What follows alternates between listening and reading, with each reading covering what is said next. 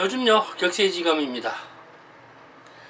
2022년도 들어와서 10개월 남짓 지났는데 미술 시장의 변화가 극심합니다. 참 알 수 없는 노릇입니다. 그럼에도 불구하고 시간은 이러한 현상과 상관없이 내일이 되고 맙니다. 안녕하세요.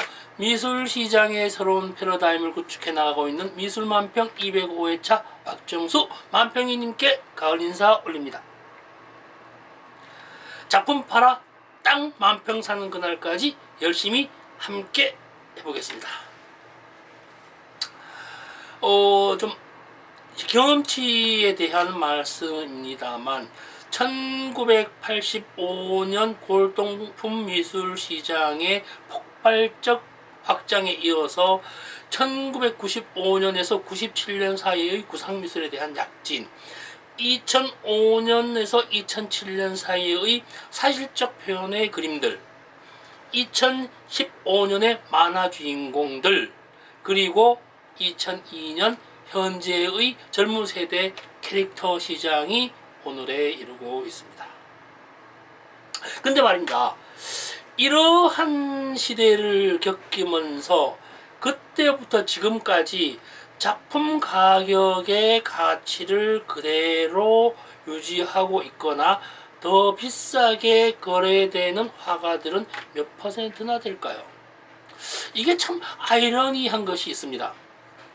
미술 시장이 화랑일 때 선두그룹에서 주도했던 미술품보다 1등은 아니지만 5등이나 6등 즈음에서 꾸준히 자기 자리를 지키면서 작품 활동을 했던 화가들의 작품이 생명이 더 길고 그러한 작품들이 현재에도 각광을 받고 있다는 사실을 알고 계신지 모르겠습니다.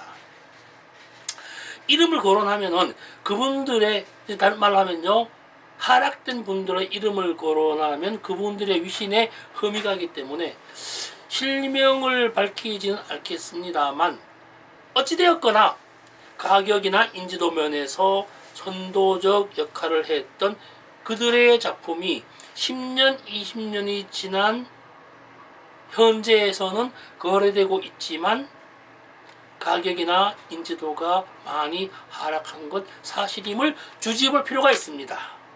분명한 얘기입니다. 여기에 지금 다시 한번 말씀드립니다만 아시겠지만 아시죠? 좋아요, 구독, 알림 좀 기다리겠습니다. 문제는 말입니다.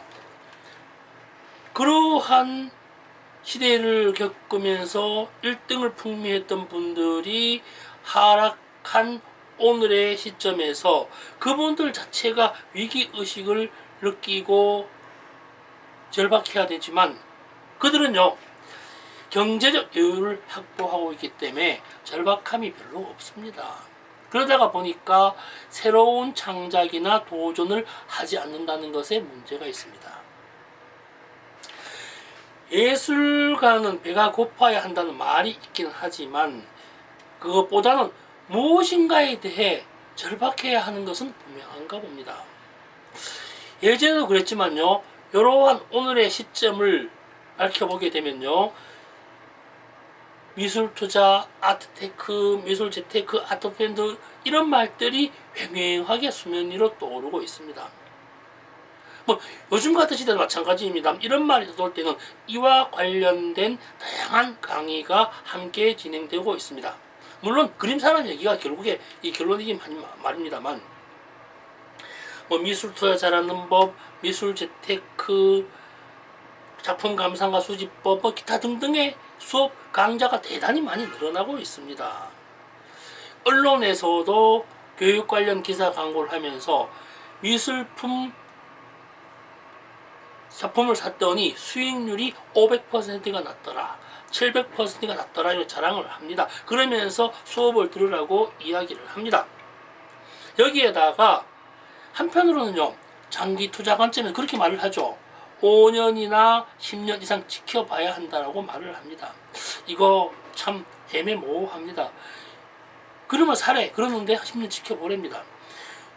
올해 잘 아시겠지만요 프리즈 서울 판매 금액이 6,500억이니 8천억이니 이러한 기사들이 떠돌아다녔습니다. 키아프 서울에서는요 650억이 판매되었다고 기사를 내었었습니다. 기사 그대로 프리즈에 출품된 피카소 작품 한 점이 600억에 판매되었다고 하니까 뭐 8천억이든 6,500억이 되었든 그대로 믿는다고 치고 110개의 화랑이 프리즈에 참여했습니다. 그러니까 여기를 6,500억이라고 가정을 하면 평균치로 한 화랑당 59억이 판매되었다고 합니다. 59억이요? 큰 돈입니다. 이거 믿어야 하나 말아야 하나 좀 문제가 있습니다. 650억이 팔린 키아프 서울이 164개 화랑이 갤러리가 참여했으니 한 화랑당 평균 3억 9천만 원이 판매되었다고 합니다. 그냥 의심 없이 믿어보고 싶습니다만 프리즈 서울 같은 경우에는 향후 4년 더 와야 됩니다. 좀 확장해서 포장할 필요도 있을 것 같기도 합니다. 그래야 외국 화랑이 더 많이 오죠. 긍정적으로 순기능으로 본다면 많이 팔렸다는 건 좋은 일이지만 좀 처음 소디에 말씀드렸죠. 우리나라 시장과 워낙 차이가 나는 상태의 가격이니까 좀 자존심이 상하기도 합니다. 다시 미술투자 돌아가 봅니다. 미술투자나 재테크를 이야기하면서 미술시장을 분석하면서 실패 사례는 잘 하지 않습니다. 수많은 화가들 중에 리세일로 판매되는 화가들의 작품들만 이야기합니다. 아주 솔직하게 정말 솔직하게 접근해 봅니다. 이런 교육을 하는 곳은 그림을 파는 곳에 진행하기가 일습니다.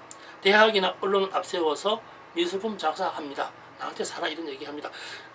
이렇게 잘 되고 있는 시절이니까 나한테 그림을 사면은 성공한다는 말을 바로바로 이어나가고 있습니다.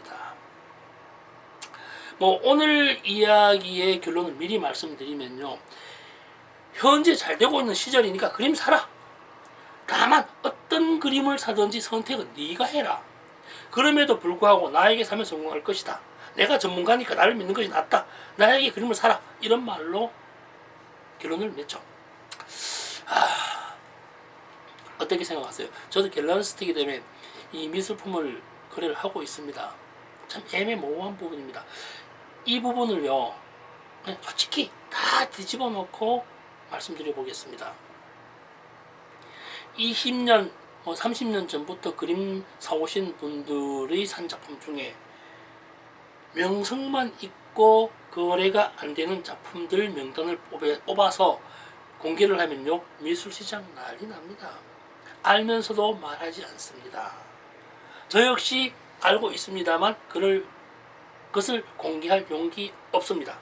왜냐하면요 현재까지 거래된 수백 점 수천 점의 그림 중에서 리세일되고 있는 화가님들 그리 많은 퍼센테이지가 아니거든요. 그럼에도 불구하고 리세일이 되지 않는 많은 분들이 현재에도 작품을 제작하고 있고 기죽지 않고 예술 활동하고 있습니다. 그렇기 때문에 밝히게 되면요 문제가 되고 언제 뜰지 모르지만요 그래도 현재 결과적으로 보면은 리세일이 거의 안 되는 작품들이 90%가 넘습니다.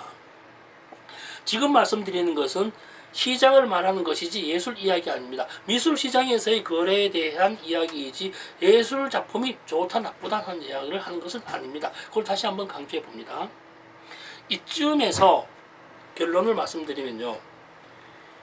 미술 투자, 아트테크, 미술 재테크, 아트펀드 이러한 강의에 있어서 현재까지는 뒷북을 치고 있다는 것을 말씀드리는 것이에요. 그림에 투자하라는 것은요 성공한 그림이죠. 남은 그림이잖아요. 근데 미래지향적으로 봤을 때는요 그림에 투자하는 것이 아니라 예술가에게 투자하라는 예술가의 예술관과 철학을 강의하고 그것을 배워야 한다는 것을 강의해야 된다고 생각을 합니다. 미술 투자 강의를 하면서 이 작품은 어떻고 저 작품은 어떻고 저 작품은 어떻게 팔고 이 작품의 내용 어떻고 이런 것 이미 뜬 작품들은요 인터넷 검색하면 다 나옵니다. 그것보다는 갤러리가 보유하고 있거나 지원하고 있는 소속이나 전속 화가의 세계를 마케팅해야 된다고 지금 현재 말씀드리고 있습니다. 뭐 예를 들어 이우환의 작품이 박서보의 작품이 왜 사회성을 확보하고 있는지에 대한 뭐 이런 부분들요. 사회적 서사성의 관계를 설파하고 이렇게 뭐 해야 된다라는 것보다는 거기 또 있죠. 거기다가 현재 시점에서 가장 늘 나오는 말이 있습니다. 한국 미술 시장은 앞으로도 확장될 것이며 GDP 대비 미술 시장 규모가 작기 때문에 더 많이 확장될 것이다, 더 높아질 것이다, 미술품 사두면 오를 것이다, 이런 관계를 이런 막연한 이야기를 하지 않아야 된다고 생각합니다. 물론 그쪽 세계에서 이러한 방편의 강의도 분명히 필요합니다. 반드시 있어야 합니다. 그런데 그것보다는 현재 강의를 하면서 재테크를 위해서는 각 화랑들이 지원하고 있는 화가들의 성향이 세계 최고라고 자랑하고 있어야 됩니다. 물론 저도 전속과 소속으로 매니지먼트를 하고 있는 화가들에 대해서 최고라고 자랑을 하고 있습니다. 뭐 간만지 화가, 노이서 화가나 토아치나 넌지나 상덕 화가 이런 분들 최선을 다해서 마케팅하고 있습니다. 이분들의 예술관 최선을 다해서 언론에 노출시킵니다. 그래야만 장기적 관점에서의 미술 투자가 아닌가로 보고 있기 때문입니다. 작품이 아니라 화가에게 투자하면서 사회적 관계를 함께 만들어 나가야 된다는 이야기를 하고 있는 것입니다. 미술 투자 강의 아무나 하여도 됩니다. 아무나 전문가가 되어도 무방합니다. 다만 지금 상태를 이해하기 위해 과거의 기반을 중심으로 작품 형성에 대한 현재의 기록이 최고라는 것이 아니라 최고가 될 수 있는 젊은 화가를 찾아야 한다는 것을 주장하고 있는 것입니다. 요즘은요 SNS를 기반으로 과거가 만들기 참 쉽습니다. 과거의 기록이 오늘에 이르는 것이 아니라 오래된 과거를 오늘에 스스로 들춰내어서 과거를 찾아내야 합니다. 말이 좀 어렵긴 합니다. 예술 작품은 있으나 예술가가 없기 때문에 반쪽 예술 시장이 될 경우가 생겨난다는 것입니다. 예술가의 가치만 존중되면요 작품 이미지가 바뀌어도 시장은 그대로 유지된다고 생각을 하기 때문입니다. 미술 시장에서 활동을 하다 보면요 예술가와 예술 작품이 분리되어 있다는 사실을 알게 되는 순간이 있습니다.